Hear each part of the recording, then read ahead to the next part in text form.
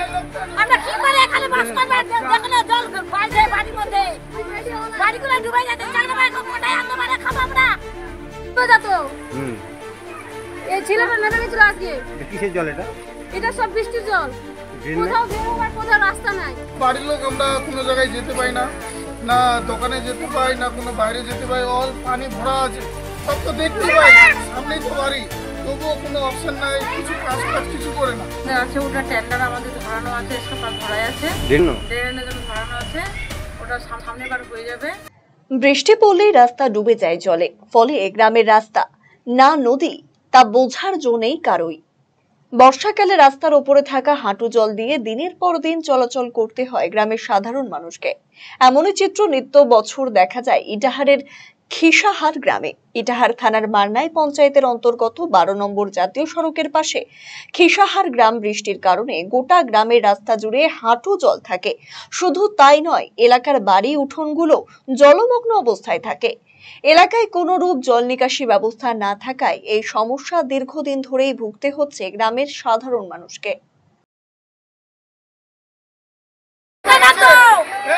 আমরা কি করে এখানে বাস করব? দেখলে জল বাইরে বাড়ির মধ্যে গাড়িগুলো ডুবে যাচ্ছে। চাকরা ভাই কোথায় আনতে পারে খাবো আমরা?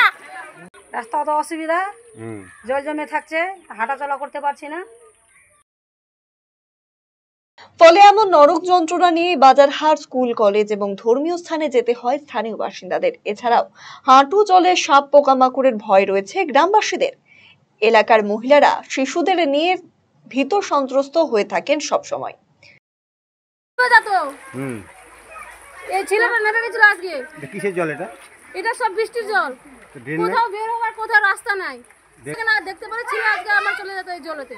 10-15 দিন হয়ে যাচ্ছে, 10-15 দিন ড্রেন নাই, কিছু নাই। বলে না?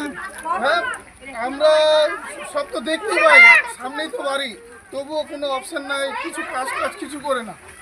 যদিও পঞ্চায়েত প্রধান অঞ্জুরা বিবি বলেন এই এলাকায় ড্রেন তৈরির উদ্যোগ নেওয়া হয়েছে, তবে রাস্তায় জল অস্থায়ীভাবে পাশের ফাঁকা মাঠ দিয়ে যাওয়ার ব্যবস্থা করা হয়েছিল। অপ্রত্যাশিত কারণেই সেই কাজ করা হয়নি, তবে সমস্যা মেটানোর চেষ্টা করা হচ্ছে। আছে ওটা টেন্ডার আমাদের ধরানো আছে, সকাল ধরাই আছে, ড্রেনের জন্য ধরানো আছে, ওটা সামনে বার হয়ে যাবে। হওয়ার পর এখন আমরা আপাতত মানে সামনে বার আগেবার আমরা জলটা ড্রেন করেছিলাম লোকের জায়গা দিয়ে। ড্রেনটা করার পর মাঠে যেত, তো ওরা কিছুতেই যেতে দিবে না, বদমাশি করে বন্ধ করে দিয়েছে। আরসিটিভি সংবাদ, ইটাহার।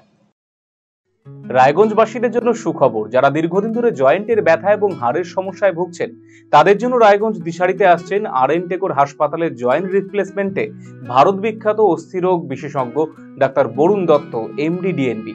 এখন থেকে প্রতি মাসের নির্দিষ্ট দিনে ডাক্তারবাবুকে দেখাতে আজই যোগাযোগ করুন দিশারি হেলথ কেয়ার, উকিলপাড়া, রায়গঞ্জ শাখায়। যোগাযোগ করুন 7477785509, 7477785512 এই নম্বরে।